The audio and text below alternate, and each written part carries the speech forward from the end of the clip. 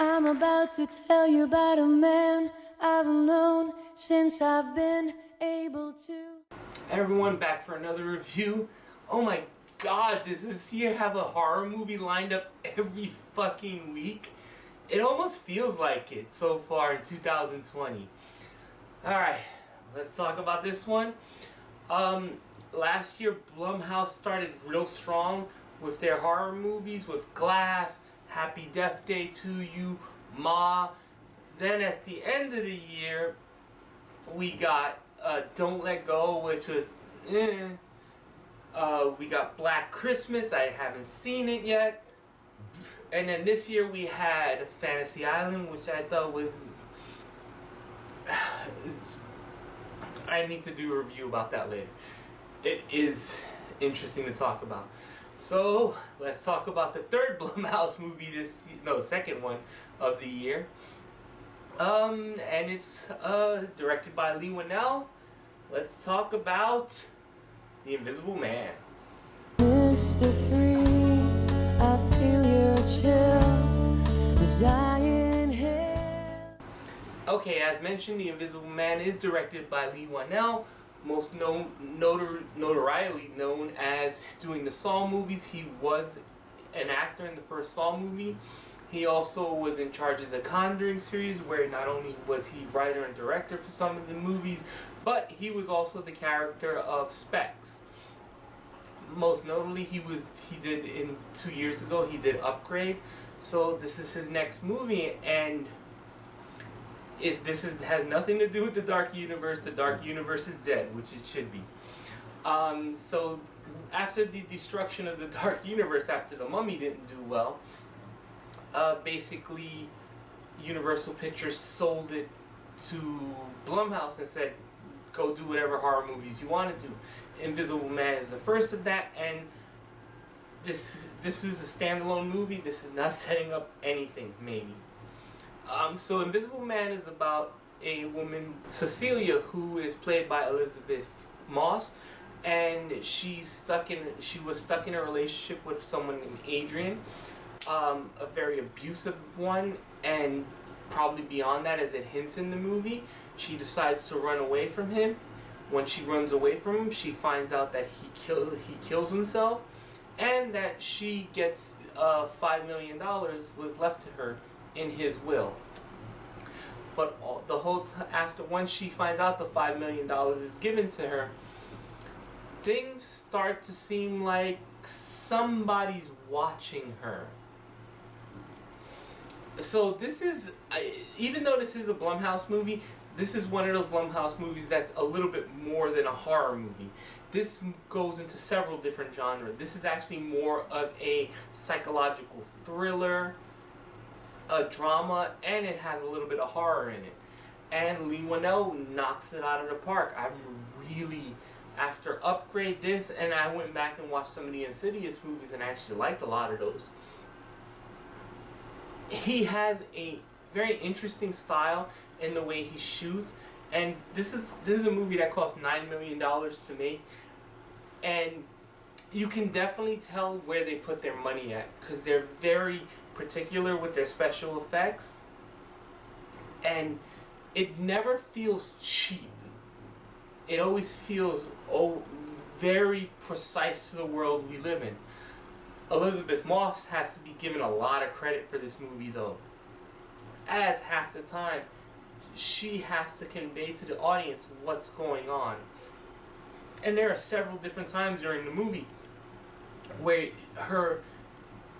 this is a very physical role, as she has to look like this paranoid person who feels like an unseen person is watching them, affecting their lives, while everyone else around her is like, we have no idea what you're talking about. And she really does it. There are parts of the movie where the way she looks like a person having a nervous breakdown.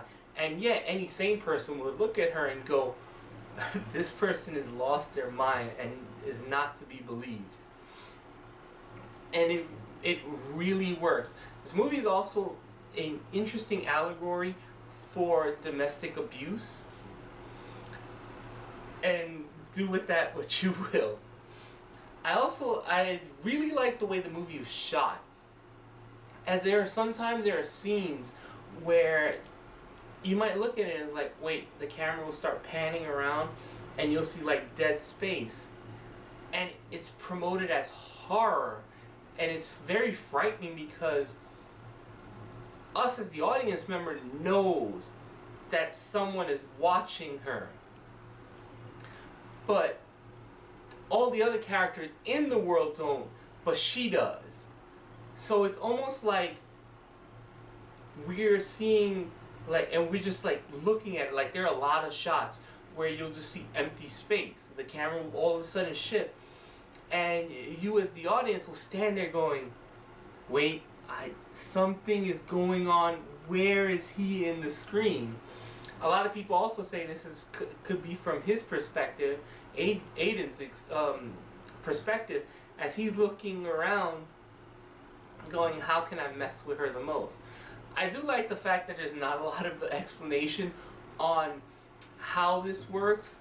Like, we do know that Moss's significant other in the movie was an optical wizard, and that's how he made all his money. That's how he became rich and lavish. But that's it. And we're not even really told how the suit works. It's kind of one of those things where, let your imagination play with itself, because it's not really important to the movie. It's like you get enough of an explanation of what it is, but not how it works. There's also I like the sound design of this movie, as not only does it do the usual thing where you have horror movies where the music is doing the heavy lifting for you as the viewer, you also have the sound design where the music swells up, but it doesn't lead to a cheap jump scare. In a lot of ways, it plays on Elisabeth's paranoia in the movie. The action scenes are really well shot. A lot of it does remind me of Upgrade in the way it's done, but at the same time, it's not the same thing. It's not using the whole, when Gray would call on STEM and it would go vroom. The action is very stylish when it gets to it. It is a slow burn movie though, and a lot of the movie, especially in the end of the first section and a lot of the second act, is just Moss and everyone watching her around her deteriorate mentally. As they watch her, and her paranoia is just like, oh, her sister, she tells her sister in one scene, why did you come here? You're not supposed to come here. He knows you. He knows where you live. He's going to follow you. And there is a level of, this is how broken down this woman has become, where she is paranoid about everything. And I also like the fact that we never see, like, literally the movie starts with her running away from him. So it's not like we saw any of the abuse. It's just left up to our imagination, her telling the story to other characters, and the way she reacts to the world around her. The movie's about 2 hours long. It is a little bit a slower movie. It's not technically a horror movie as well. It has horror elements in it, but it's not a horror movie. Elisabeth Moss, like I said, she plays the role wonderfully. I also think the ending is a perfect for this type of movie.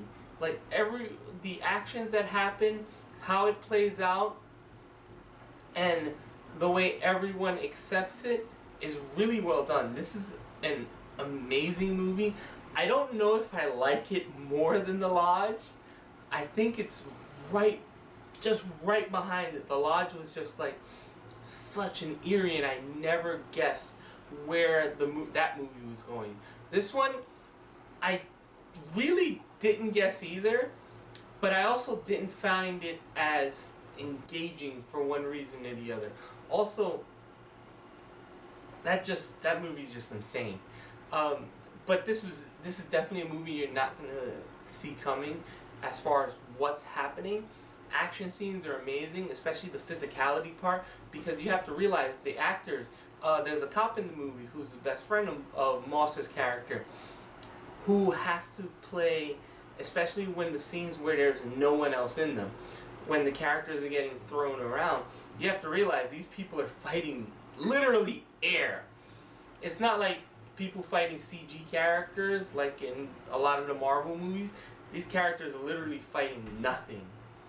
And they're giving it their all, and they're really giving a lot of good performances across the board in the movie. There are some borderline horror deaths in the movie, so be warned of that. But yeah, this is a really good time.